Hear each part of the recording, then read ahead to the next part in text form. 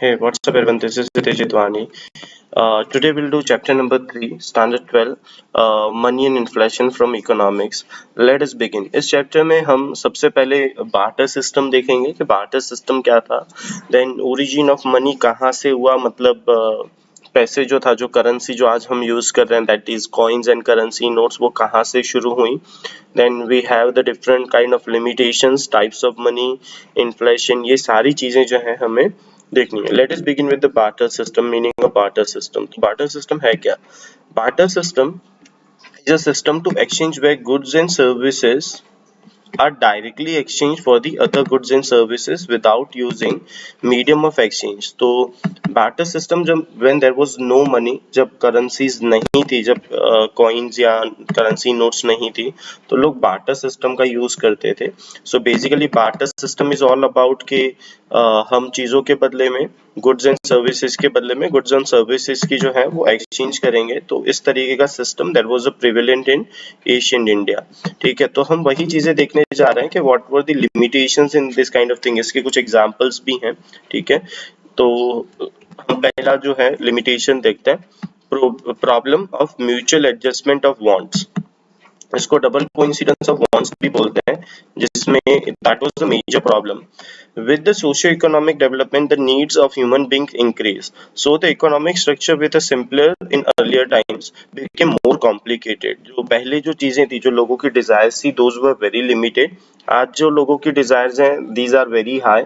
तो थोड़ा ये जो सिस्टम था, barter system जो था, that became a complex. ठीक है.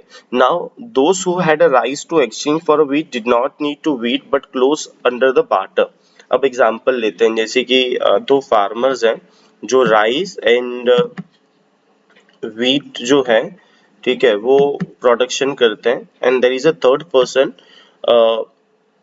Who has a cloth. अब अगर हम बात करते हैं कि डबल कोइंसिडेंस ऑफ वांट्स क्या होता है, ये तो इस मींस कि suppose if a farmer needs a wheat and second person जो क्लॉथ बनाता है, that person needs a rice. तो यहाँ पे जो है, मतलब राइस के बदले में एक फार्मर को व्हीट चाहिए. ठीक है, but the third person has clothes. तो ये सिस्टम जो है, वो सिस्टम ट्रांजैक्शन नहीं हो पाएगा, क्योंकि इस सिस्टम में under the barter system both people have the same kind of need. जैसे कि अगर एग्जांपल लेते हैं कि मेरे पास जो है वो शूज हैं एंड आई नीड ग्रेन्स. तो जिस फार्मर को शूज चाहिए, तो I can give shoes to him and I can have the grains from him as well. तो ये चीज तब पॉसिबल होगी जब म्यूचुअल कोइंसिडेंस होगा वांट्स का.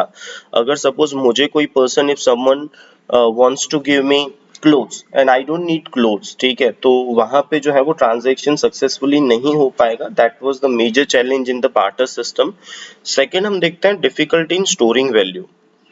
अब जो मेजर चीजें जो थी that was accepted in the barter system, वो कैटल्स एंड ग्रेन्स ज्यादातर एक्सेप्ट किए जाते थे, because that is a basic need होती थी सबकी. हम कैटल्स को या तो फिर हम ग्रेन्स को जो है वो ज्यादा टाइम तक स्टोर नहीं कर सकते, क्योंकि हमें पता है कि एक टाइम के बाद जो है ये चीजें खराब हो जाएंगी. जैसे कैटल्स की बात करते हैं तो they can become the sick और they can die as well. और अगर हम ग्रेन्स की बात करते हैं तो grains have some certain age, तो उसके बाद जो है वो चीज भी खराब हो जाती है, तो वी कैन नॉट स्टोर. तो ये चीज भी सबसे बड़ी प्रॉब्लम थी. Third, problem of measurement of value. Now problem of measurement value मतलब क्या? देखो, आज की तारीख में with the evolution of money we are paying the amount for each and everything. हमें अमाउंट पता होती है और वो अमाउंट हम पे कर देते हैं. But in terms of barter system, example लेते हैं कि अगर 20 kg wheat is equal to 40 kg right, अगर आप ये डिसाइड करके चलते हो, पहली बात कि that depends on the person to person. Maybe कोई पर्सन 20 kg व्हीट के बदले में 30 kg राइस दे. If someone is ready to give 50 kg rice instead of 20 kg wheat, ये भी प्रॉब्लम होता था. दूसरा ये भी प्रॉब्लम होता था, each and every grain and each and everything has a different kind of quality. तो अगर हम ऐसा मान के चलें कि 20 kg व्हीट के सामने 40 kg राइस मिलेगा, तो that depends. Now the question arises of quality, कि क्वालिटी कौन सी रहेगी, क्योंकि डिफरेंट काइंड ऑफ क्वालिटीज आती हैं. तो ये भी सबसे बड़ा प्रॉब्लम था कि कोई मेजरमेंट हमारे पास अवेलेबल था नहीं.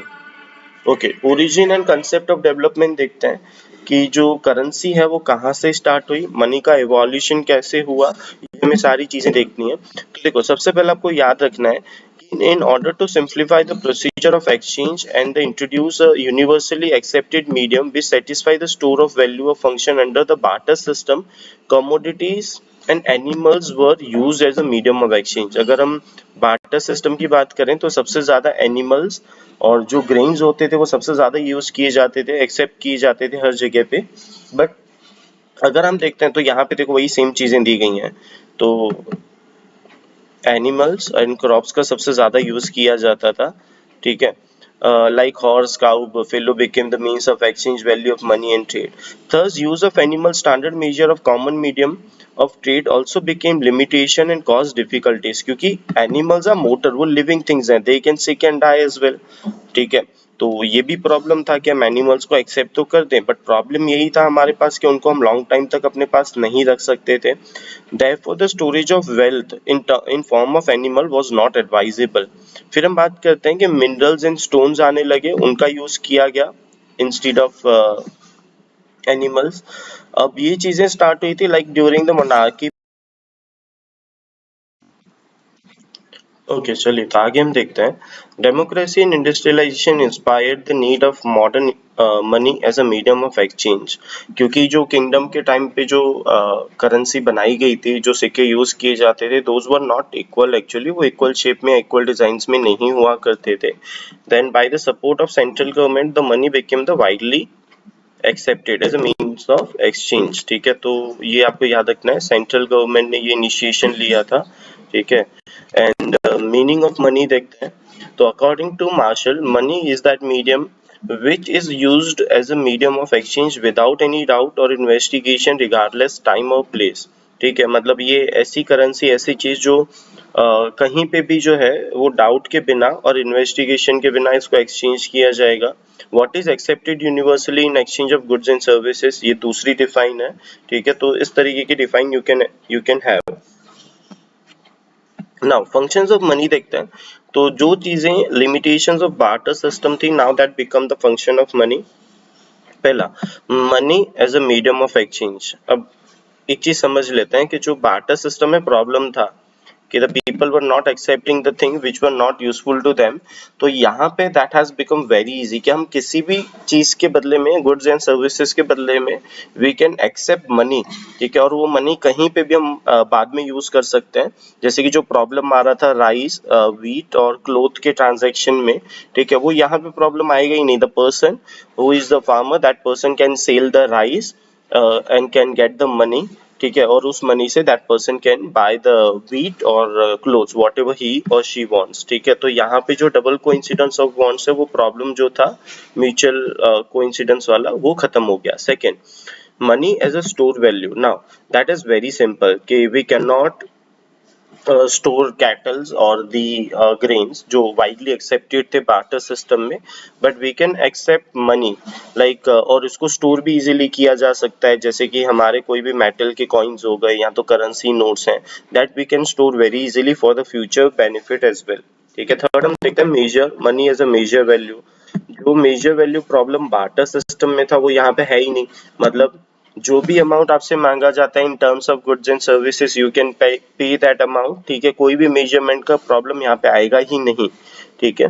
तो these were the functions of money. हम टाइप्स ऑफ मनी देख लेते हैं। तो टाइप्स ऑफ मनी में सबसे पहला आता है कमोडिटी मनी, जो बार्टर सिस्टम में चीजों में चीजों की एक्सचेंज की जाती थी। देन एनिमल मनी, कैटल्स को एक्सेप्ट कर लेना। Then third we have metal money, currency, जो कॉइन्स है हमारे पास मेटल कॉइन्स हैं। Then we have paper money as well, जो हमारी करेंसी नोट्स हैं। Plastic money, debit card, credit card and ATM. Banking money, बाकी सब चीजें आ गई, जैसे कि चेक हो गया या तो फिर हमारे जो इंटरनेट मतलब ई ट्रांजेक्शन हो गए, वो सारी चीजें। अब हम देखते हैं इन्फ्लेशन मतलब क्या होता है। In simple sense, inflation means a rise in general price level, ठीक है।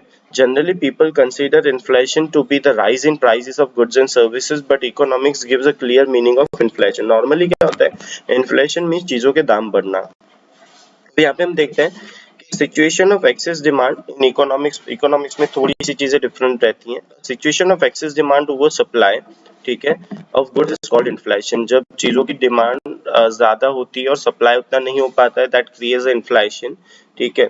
दूसरा, the constant and steady increase in price leads to decrease purchasing power of money. मतलब अगर चीजों के दाम बढ़ते हैं तो आपका जो परचेजिंग पावर जो है दैट विल रिड्यूस, वो कम हो जाएगा। तो हमें क्या चीजें ध्यान देखनी है कि इन्फ्लेशन कब प्योरली माना जाएगा कि इन्फ्लेशन क्या है, तो constant rise in price level होना चाहिए। ऐसा नहीं कि शॉर्ट टर्म के लिए किसी भी चीज के प्राइस बढ़ गए तो हम उसको इन्फ्लेशन बोलेंगे, नहीं, तो कांस्टेंट होना चाहिए। Price rise in all sector, तो जो प्राइसेस बढ़ेंगे, इन्फ्लेशन तब बोला जाएगा जब सारे सेक्टर्स में प्राइसेस बढ़ जाएंगे, जैसे कि प्राइमरी, सेकेंडरी एंड टर्शियर हो गया वो। थर्ड, आपका परचेजिंग पावर डिक्रीज होना चाहिए। जैसे कि परचेजिंग पावर का मतलब क्या होता है, जैसे पहले 1000 रुपए में हम 20 यूनिट्स खरीद लेते थे, महंगाई होने की वजह से आज 1000 रुपए में कम यूनिट्स आ रहे हैं, दैट इज लेस देन 20, ठीक है। फोर्थ आता है the rise in price level after full employment के बाद अगर प्राइसेस बढ़ते हैं तो ही इन्फ्लेशन बोलेंगे। सपोज कोई ग्रुप है विच इज नॉट एम्प्लॉयड, या तो फार्मर्स या कोई भी ग्रुप वर्कर्स हो गया जो स्ट्राइक पे हैं, और उनकी वजह से अगर प्राइस राइज हुआ है तो वो इन्फ्लेशन नहीं बोला जाएगा, because that thing can be settle down as well. वो चीज सेटल डाउन हो सकता है, बट सारे लोग अगर एम्प्लॉयड हैं और प्राइस फिर भी बढ़ रहे हैं तो हम उसे इन्फ्लेशन बोलेंगे। दूसरा, आपको एक एग्जांपल और देखना है जो सबसे ज्यादा इंपॉर्टेंट है, what is suppress inflation. Suppress inflation क्या होता है, देखो, when government has kept control over the over and suppress increase in price level via rules and laws and subsidies is considered inflation.